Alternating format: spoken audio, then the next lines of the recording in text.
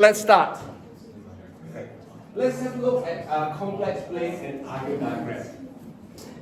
Right? So now, you've done, I've been through a lot of, not a lot, 2 lessons on complex number. You know what complex numbers are. You know complex number can be split into imaginary and the real part. And you've done some things like solving quadratic equation and stuff like that. I will go through that and revise that a little bit more in the next few days, right, before your test. And you do know that you've got a test next week on matrices and complex number. All right, now, the thing with complex number is you do really need it for year 12 spec. All right, this is just an introduction, really basic complex number. So what I want to do today is actually just to recall the rectangular form, the Cartesian form of complex number. Now, from there, I did mention that since we know that it's a Cartesian, it has got a rectangular form, a Cartesian form, you can actually plot that in the axis which relates x and y axis. This is where it leads to an Argand diagram, and then we represent complex number on the complex plane or Argand plane. All right? Now, you need to recall the Cartesian form of a complex number is represented by a plus bi. So a and b is real number. Now, z, this number here, has got an imaginary part and the real part. So you know that imaginary number is actually square root of -1. Instead of using that, we use I, right? And you know that I squared, which is square root of -1 times square root of -1 will give you -1. Yep. If it's z with a horizontal thing at the top, would it just be a minus bi? What? That's the conjugate. Z with a horizontal. Z with the? Horizontal thing. Yeah. No. Would it be? It's just a Z, it's just a number represented by a pronominal Would it be Z. a minus bi? I forgot. Sorry? Would it be a minus bi for the conjugate? Yes, that's right. Yeah, yes, yeah, sorry. When you say something on the top as a conjugate, yes, of course. Sorry, I didn't understand what you were saying. Sorry, it's my fault. So Z conjugate is A minus BI. Alright? Those are the things that you need to remember, what the conjugate of the Z is, and we'll talk about the conjugate a little bit later when we plot it on the Argand plane, on the complex plane. Alright? Now, of course you must remember Z times Z conjugate is A plus BI times A minus BI is actually just A squared plus B squared. Alright? Now here, since we know that you've got a real and imaginary part, what we can do is plot this on a set of axes that mimics the Cartesian plane. Now, the complex plane. So you know that both of them, they are the same axis as x and y, but the y-axis is actually the imaginary component, and then the x-axis is the real part. Y-axis is the imaginary, and the x-axis is the real. So think about it as x and y. Or sorry, think about it as REZ and IMZ. Real and imaginary number. So the real bit, you plot it on the x-axis, x coordinate, and then the imaginary bit is actually the y. Right? Got it? Happy with that? Now, let's go to the next bit.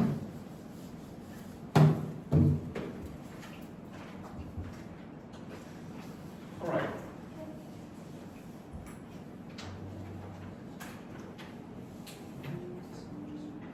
Oops, I'm not sure what's wrong with it. Okay. Now, complex number in the form of Z equals to A plus BI, where A and B are both real, can be expressed in an ordered pair. Alright? So this bit here, what we're doing is like mimicking x and y. Right? So we call it A, we just write it as A plus B, or x and y. So it's equivalent to x and y in that sense. right? But A is the real part, B is the imaginary part. So the diagram consisting of numbers plotted on the complex plane is called an Argand diagram. So that is where Argand diagram comes from. Now, here, because this is my x and y, right? We can always represent z as a vector from the origin, OZ, right? Going back to the vector now, if z is there, this is O, this is z, this is vector OZ, or z is a little squiggle. All right? Yep. Can we just plot a point instead of actually drawing the vector? We plot a point first, and then if you want to do the vector, you show the arrow. All right?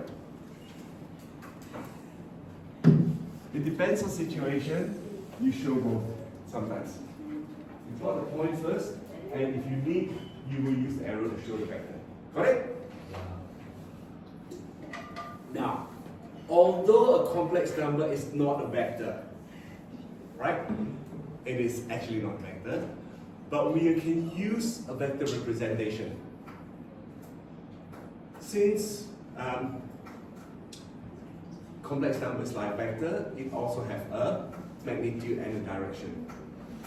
So the distance from the origin to a complex number z is called the modulus, which is denoted by z. This is just extra information for you to know. You don't actually have to know how to calculate n yet. Vector is like, it's a definition of a vector, is that its direction and magnitude. Then how is it complex number? The direction is from point O to A. Oh. So that point is A, OA. I'll show you addition a little bit later. If this point is B, this will be OB. But then how All right. How is a complex number? It's not actually a vector, that's why I said here. The complex number is not actually a vector, but it's just representing it. When you look at the addition later, you'll see that why you can use a vector. Yeah. All right? Yeah. Okay. So here, this is just extra bit that I've given you the information, but you don't actually have to calculate the modulus or the angle. Yes? When you try to compare two complex numbers, do you compare the modulus or do you compare like the AB values? Like the side, like let's say complex number A is bigger and greater than complex number B. How would you like which one do you use to compare? Don't know. I've got to go back and check it. I've got to revise that bit. I haven't thought about that. Okay. So this is just extra information for all of you to know, and you're not actually required to calculate the modulus or the argument. All right. It's probably this is just a magnitude. That's all. It's square root of a squared plus b squared. That's it. All right. That's the modulus. But again, you don't need to know. And of course, the argument is just the angle. That's it.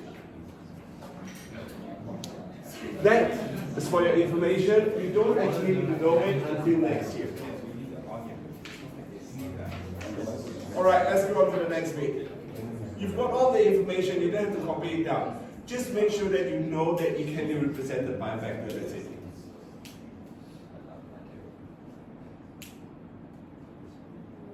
All right. So let's have a look at example 1. Now, in the following Argand diagram, how do you express Z1 and Z2 in the rectangular form of A plus BI?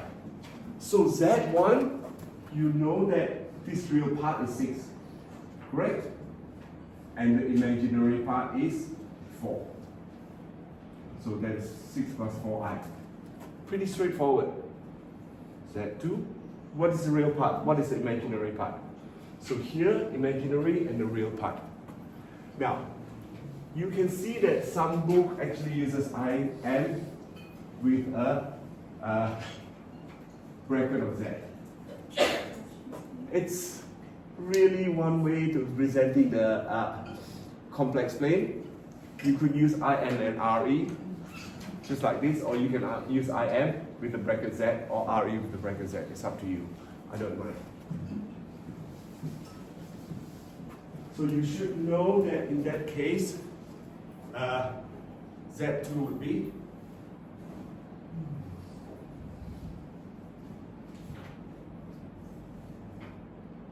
Z2 would be just minus 7 plus 6i. So you know that what the real part is and what the imaginary part is. So Z3 and Z4 in the ordered form of AB, just write it down, which is your X and Y coordinate. So Z3, the X will be, the real part will be minus 6, Y will be minus 3. Pretty straightforward, this one. This is just an introduction to all, for all of you. Now, can you add the following complex number on the diagram, please? So Z5 is 5i. So is there a real part to that number? No. So where's 5i? On the line. On the line. Thank you. Wait. You know what you're doing? That's good. Alright? Minus 6 is there an imaginary part? No. So that is just on an x-axis or the real axis. Now, Z7 is a conjugate of Z3. What is a conjugate of Z3? What is the conjugate of Z3? Alright? You know Z3 is minus 6 plus minus 3i. So the conjugate of Z3 will then be minus 6 minus 3i. Correct? Pretty straightforward this bit. Now, next bit, can you work out 1 plus I times 2 minus I, please? Before I show you what I did. Alright, let's work out Z8 first. And then you know what to do with Z9. Alright? So that you would need to multiply by minus 1 minus I. Minus 1 minus I. Alright? But I want you to do part 4 first before you do your part 5.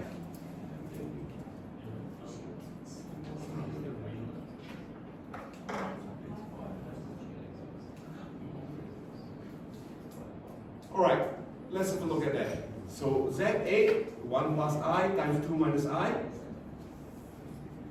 Okay, you know what, oops, go back to that previous one. Here,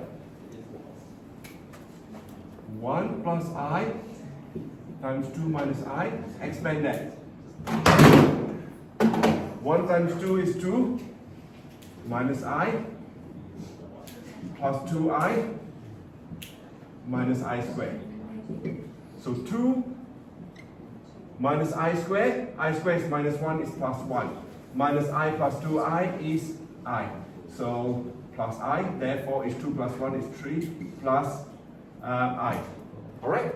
So you know where 3 plus I is? That is your Z8. Now part 5. Z9. So if you multiply 1 over, I'll use a different color. So if I multiply this, what I get is minus 1 squared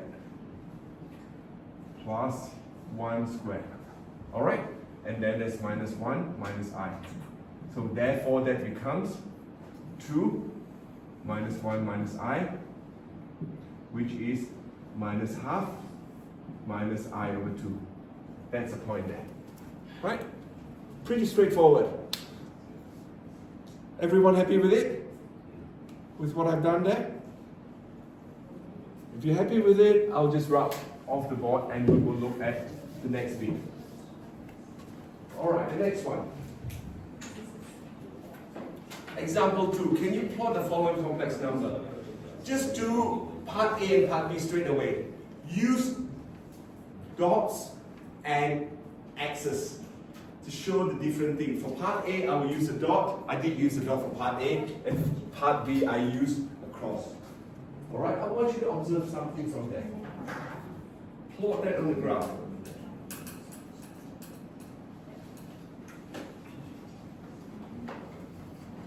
So if you do it correctly, you should have, for first point, z equals to minus 3 is there.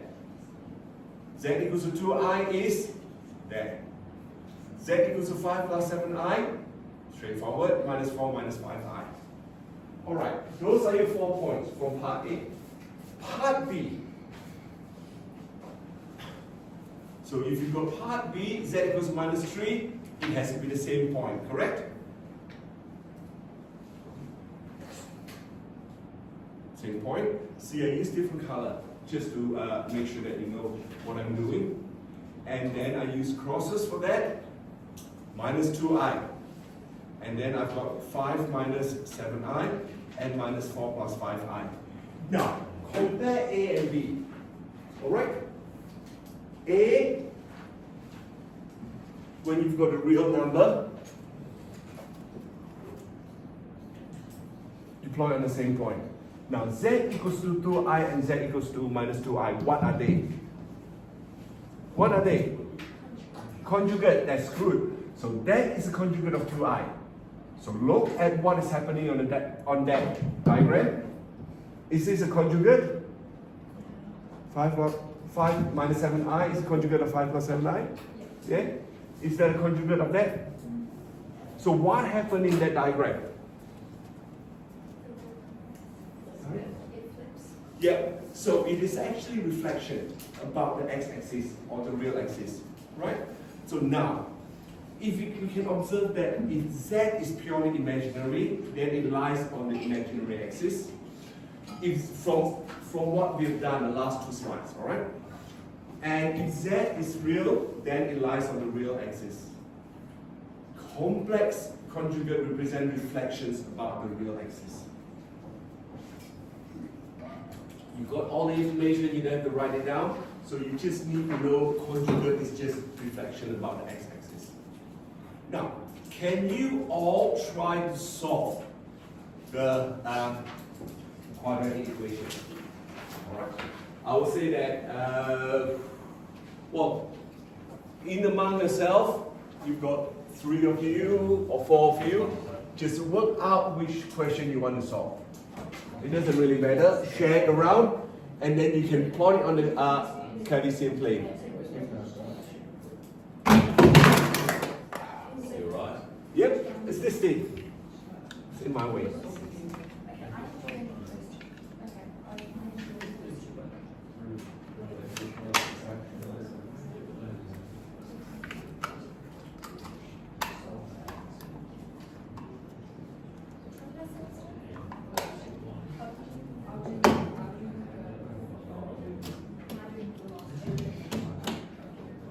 Alright, so the first one, you know you can factorize it, correct? Factorizing it, you know that x equals to minus 1 or minus 5. Pretty straightforward, this is what you need to know. And you do know how to plot it on the Cartesian plane. Those are the roots, agree? Those are the roots, so the roots are on the x-axis. Just a revision for your methods as well. And you can actually draw your parabola.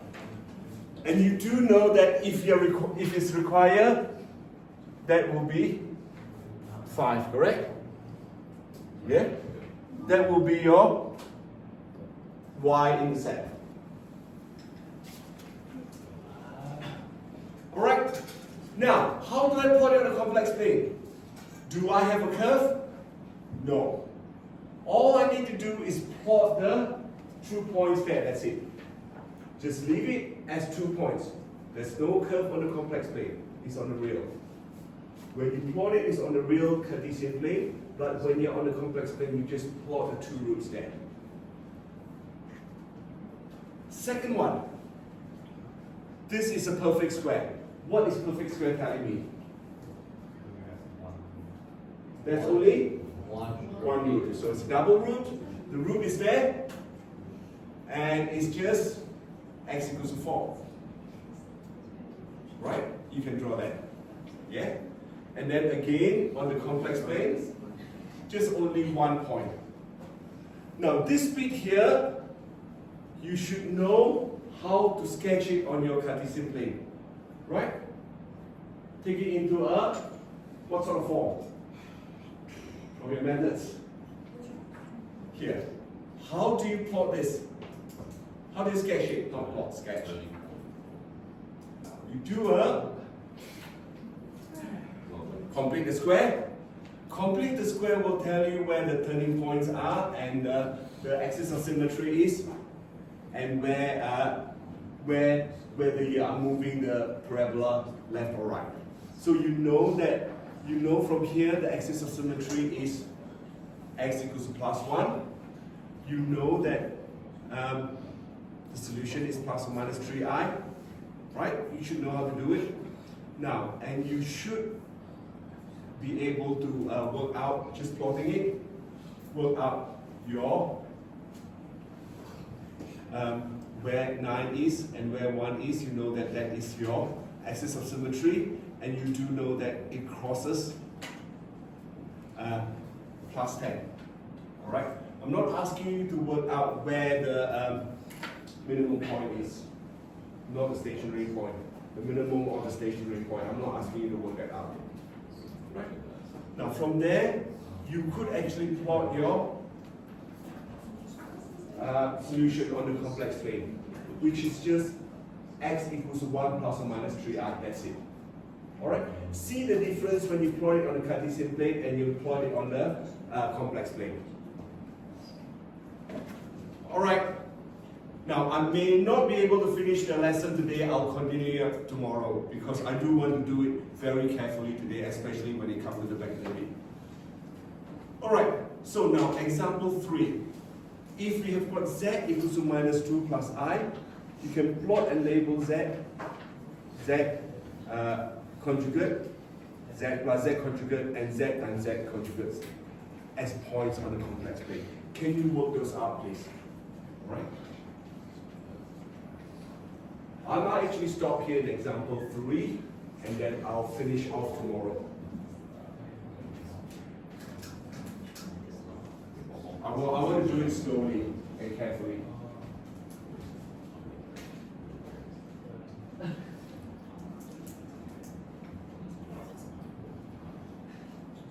All right. Now, you need to recall this. If you got z plus z conjugate, you've got 2 times the real part of z, right? And then you need to remember z times z conjugates is real part of z squared plus imaginary part of z squared. All right? So, from there, once you work it out, you know what z conjugate is, you know what, you can plot it. You know z plus z conjugate is minus 4, which is 2 times the real bit of z. And you can work out what z times z conjugate is. All right. Once you've done that, you can plot that. Now, what can we conclude about the position of z plus z conjugate and z times z conjugate in complex plane? Sorry? It's all on the real axis. Yes, it's all on the real axis. It's all real numbers. They always lie on the real axis. Now, if z plus z conjugate equals to 0, what happened then? What can we conclude about the complex number z? So z plus z equals to 0, what is it? Purely imaginary. Thank you. Alright, so z plus z is purely imaginary. So it must be on the imaginary axis. Alright, because it cannot have any real number there. Z plus z conjugate is 0. Right? Here, this is Miss I. Give her the thank her for a lot of the work that I've used this year. Alright? She's a more experienced spec teacher than I am. Alright? And then the last one, what about z equals to z conjugate? So if z equals to z conjugate, z is always on the real axis. It's always real. Alright, I'm going to stop here in example 3. Please make sure that you have got your handout with you tomorrow. I will continue tomorrow, and then I will finish off. I'll give you back your investigation. Alright, just continuing from yesterday, talking about complex plane and Argand diagram. Couple of things that I would like to discuss today is first thing, you asked me whether how you could compare two complex numbers. Which one is bigger, which one is smaller? The answer is no, you can't do that because it's a two-dimensional plane. You can actually compare either the real or the imaginary plane. You can't really compare the number. Like 2 plus 3i, is it bigger than 1 minus 2i? We don't know. But you can compare the real part or the imaginary part. It's not like the normal number where it's actually just one-dimensional. 1D. So the number line you can compare which one is bigger, which one is smaller. This one is 2D, is like not possible. Alright? And the other thing that I was talking to you about this bit here, the modulus. Listen, if you talk about the modulus or the magnitude of that, it's just basically Pythagoras' theorem. Right? You don't include the I, that's all. Got it? And then the angle, the argument is just the tangent. That's all. You don't include the I. That's it. Pretty straightforward. Don't really need to go through with you as long as you know that you can apply and Pythagoras' theorem. Happy with that? Yeah? So two things that are clarified. So what I did yesterday is I got up to example 3 where we actually look at if we have we have complex numbers and we work through things like the conjugate of a complex, the complex number plus its conjugates, and the complex number times its conjugate, and plotted it on the complex plane. And you can see that if I've got the position of z plus z conjugate and z times z conjugate is always on the real axis. Alright, so this is just a summary that I've given you when we looked at it yesterday, and let's continue on with example 4. Alright, so now if you've got z equals to minus 4 minus 9i, can you represent z, I times z, I squared times z, and I cubed times z as vectors on the complex plane? Alright, this time when you have a vector, what you need to do is, I'm going to show you the first one, plotting z. What I've done is plot the z there, and actually I drew a line, the arrow there. It's just representing it as a vector, that's all. So if you could work out what I times z is, I squared times z and I cubed times z. You should know I square is minus 1. I cube is minus square root of I. Alright? But to make life a little bit easier, let's work out I times z first. So I times z would have to be, if you work it out, it's actually minus 4 minus 9i squared. Minus 4i times minus 9i squared. So I squared is minus 1, therefore your minus 9 actually is now plus 9. 9 minus 4i. Can you plot that, please? Alright, let's not worry about I squared times z yet. Let's plot out your iz. I times z. I got it there. Alright? Now, the next thing is, if you think about multiplying I squared times z, what do? Are you going to use minus 1 to multiply by that? You can do that, or you can just use I times 9 minus 4i. Right? Keep going. Just multiply the previous one by I, multiply the previous one by I, that's all. So therefore now you have got 4 plus 9i.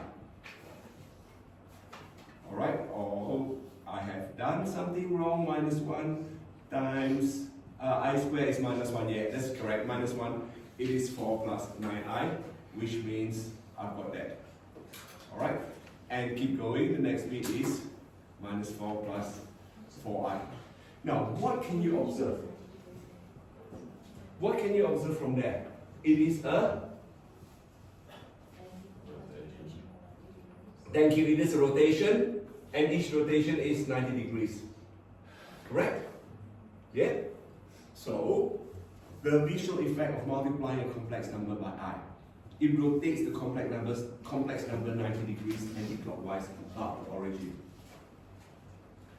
Now, example 5, I'll let you do it. I'm going to keep my mouth shut for a while.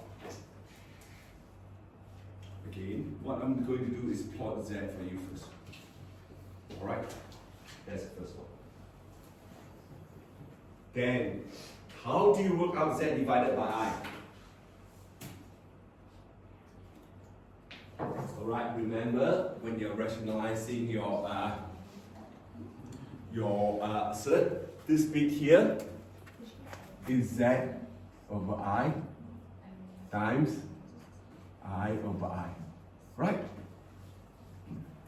Correct? Which means you've got I squared, which is minus 1 ZI. So I'll leave it here. Just a hint for you. Can you do that, please?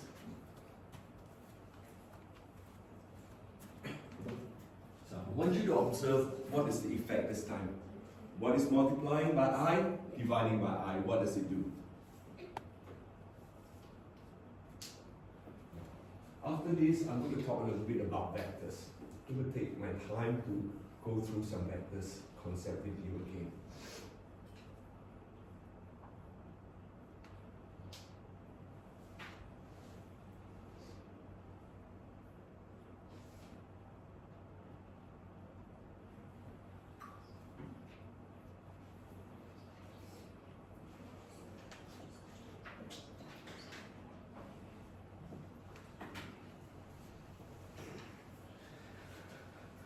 Alright, so now the first one, Z divided by I, I've shown you, so it's therefore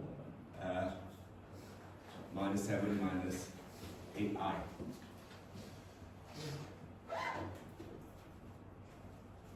That actually is 7I, I haven't written it properly. Okay, I'll change it when I upload the solution. It's Z plus I. It's as I don't know what I did. Minus 7 plus 8I. Alright, that's my fault. Is it minus 7? It's 7 plus 8I. That's it. Let me change that. Don't know what I did there. Now I've given out my trade secret. Changing. Let's do that first.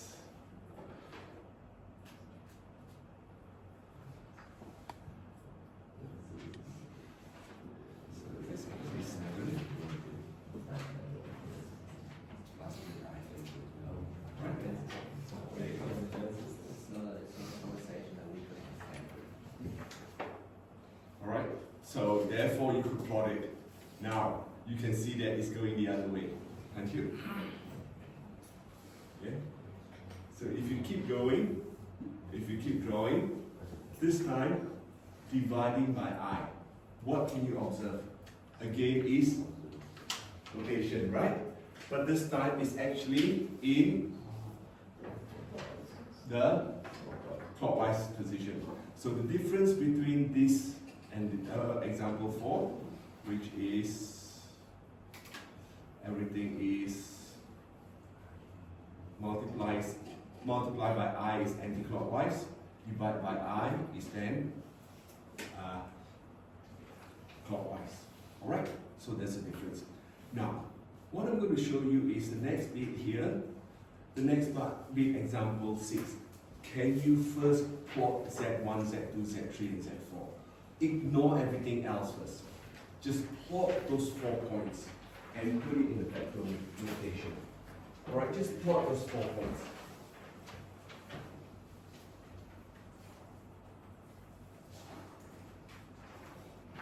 Okay. Just draw it. I'm not going to worry about anything else here. I want to make sure that you know how to draw those 4 points and show me in the vector representation. Ignore the next bit about using method of vector addition on the complex plane to represent all values. Ignore those first. Let's think about drawing those 4 points, plotting those four points.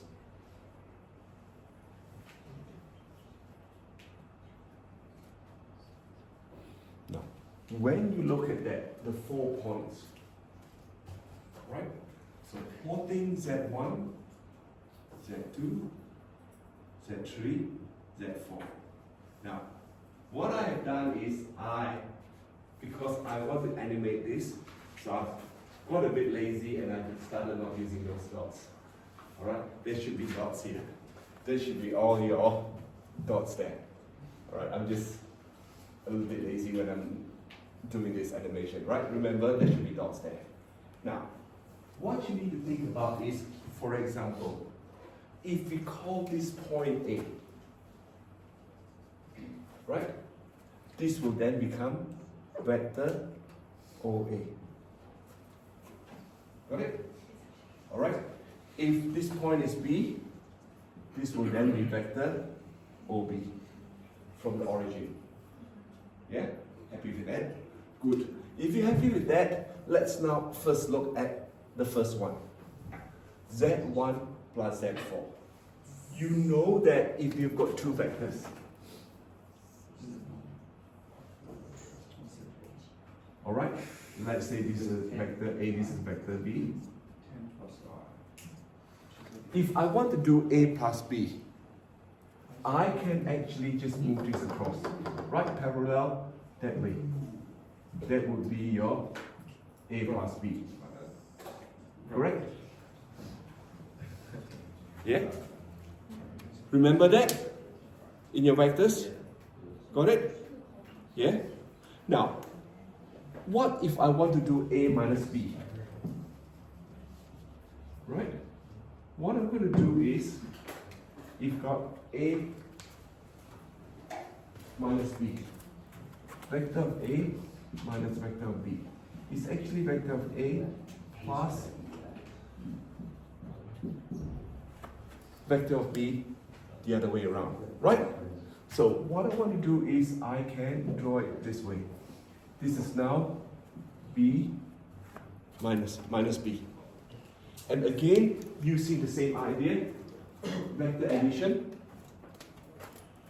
you can actually draw this that way, if I can draw it properly. Yes? And therefore, your vector A minus B is that bit here. A minus B. Happy? Yeah? Just a quick revision of what you can do with vector addition and vector addition and subtraction. So Z1 plus Z4. So what I'm going to do is I can plot Z4 there. Just move that across. Right? And therefore, that endpoint is there. That bit here, Z1 plus Z4. Yeah? Good. So now, if it is OA and B, that would be, what would that be?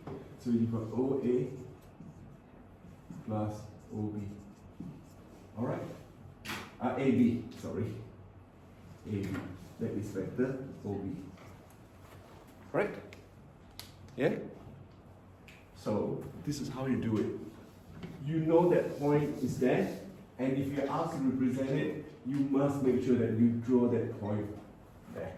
Okay? Like I said, because I don't want to complicate this diagram too much, I'm going to leave all the dots out. So now you know that point is, let's do a quick check. Z1 plus Z4. How do we do a check? Use your calculation.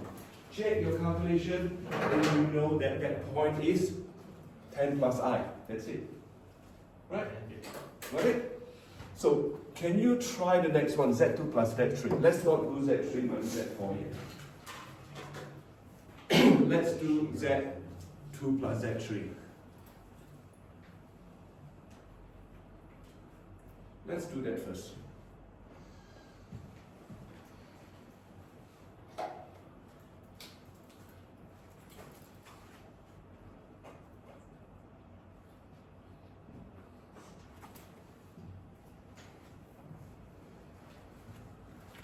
just draw it on the whiteboard. All the dots showing there.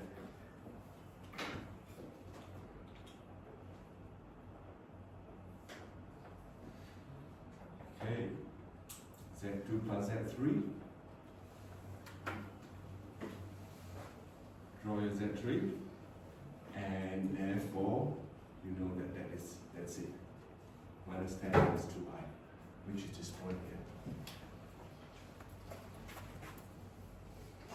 So that is your vector notation. Next bit, Z3 minus Z4. Right? It's actually Z3 plus minus Z4. Correct? Yeah? If you want to think about it as a vector notation, makes it a little bit more straightforward. You can draw that what Z4 is. See, it's parallel to Z4, but it's pointing in the other direction. So it's here, here, and therefore if you draw the line there, it's this point here.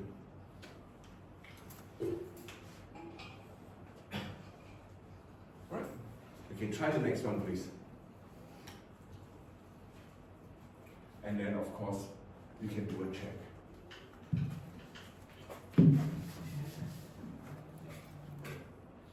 So it's just a little bit of vector revision. We'll do a little bit more vector revision. Well, we'll see how it goes with time. Definitely after the test, I'll do more vector revision.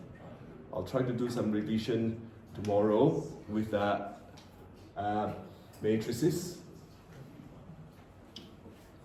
And then I've got Monday and Tuesday to do a bit more complex number and matrices. All right, so Z4 minus Z2. You know how to draw Z2, and therefore that's your point there, which is there. All right, do a check, please. Make sure that you check it. And it's 11 minus 9.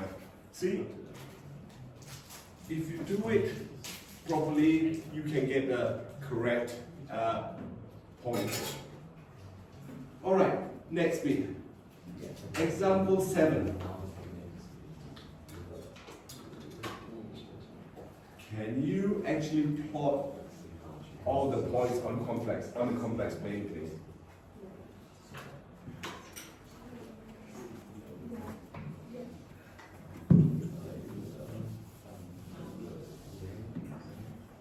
This is an interesting one. So 2z, 3z, minus z, minus 4z, and minus 5z. All right. Let's play around with it. Can you plot at least 3 points?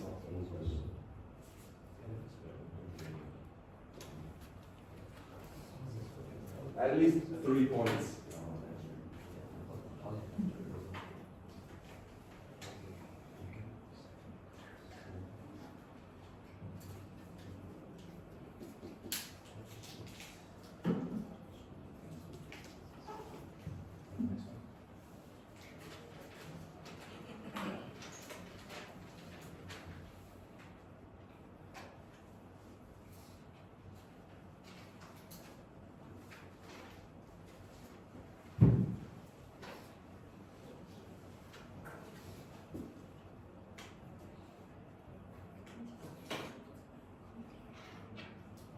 So normally I'll plot z first. So 2 times z is, I work everything out, then I started plotting. Instead of just work out one and plot, I work everything out first. Make life a little bit more straightforward for myself. And then I start plotting. Oops. That should be 3z. Alright, that should be 3z. I'll change that when I upload it. Now, what can you observe in this situation? If you draw a straight line,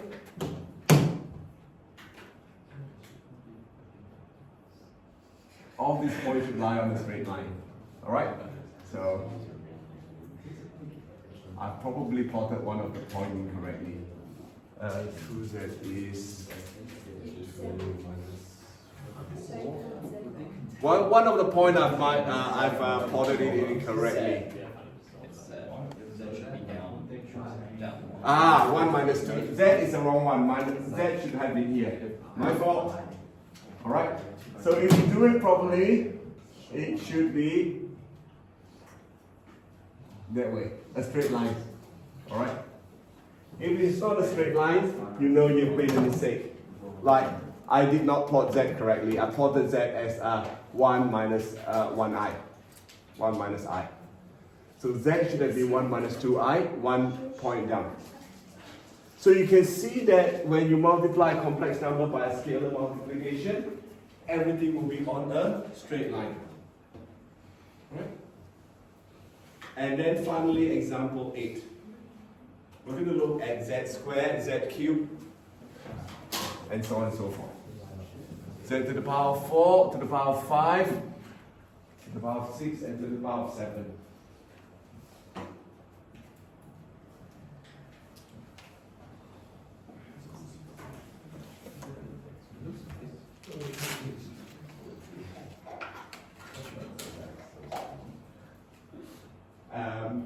The next test will be calc free. Yes, calc free only. Yes. I just have a question. So basically, in the next step, would you combine measures and imaginary numbers? So basically, like let's say like a 2 by 2 matrix of like I, 2i, whatever like that. Would that happen? Or What did you give him ideas? like no. Would they contain like a like 2 by 2 matrix of like I, 2i, negative I, or like 3 plus 1i, or whatever like that? In terms of matrix, Like please. don't know. No, I mean no. You just it's you're gonna be prepared for anything. All right. Now that you have learned complex number, that's all I can say. All right. I can't say anything. So this, the way I do it, I plotted z is 1 plus I. Now, think about z squared. If you have z squared, hey, listen, when you've got z squared, you just basically square 1 plus I, and it becomes 2i.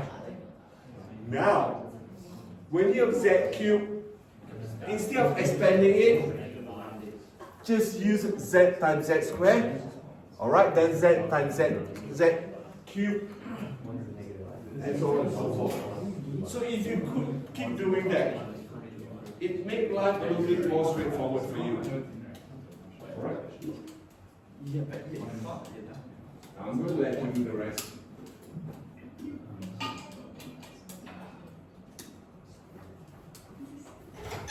Thank you.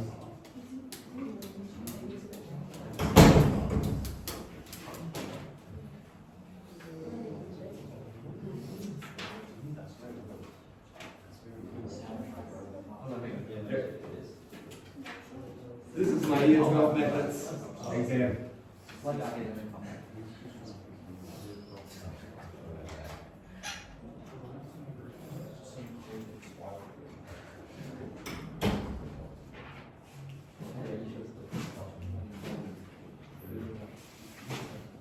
Alright, so if you keep going, you can see it's sort of like a pattern emerging, right? So from z to z squared, you go up sort of diagonally, and then you got a straight line, horizontal, diagonally, and then straight line, vertical straight line, again diagonal. See that is 1, 2, 3, 4. This, it is starting from a single square to a square with 2 units, and then 4 units, and then you keep going, and I'm sure the next one will be 8 units. Alright? So on and so forth. So you can see that there's a pattern emerging.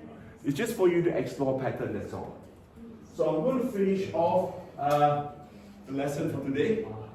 And I will upload the slide a little bit later. Alright, you've got some exercises to do, but what I'm going to do today is I am going to hand out your investigation too.